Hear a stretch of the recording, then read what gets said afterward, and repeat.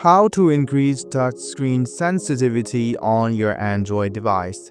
First of all, what you need to do is open up settings. So to do that, swipe down on your screen and click on settings on the top right hand corner of the screen.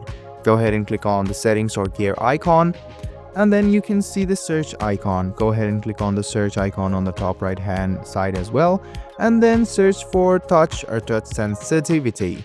So just go ahead and tap on it and you can find it under display settings. As you can see, you can either click on it or you can go to display and scroll a bit down, and you can see the option of touch sensitivity over here. You can increase the touch sensitivity of your screen if you're using the screen protector. So you can just go ahead and tap on it once.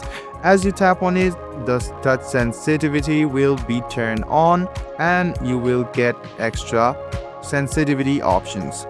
So guys, I hope this video was helpful for you. Like the video, subscribe to the channel, and do hit the bell button for more.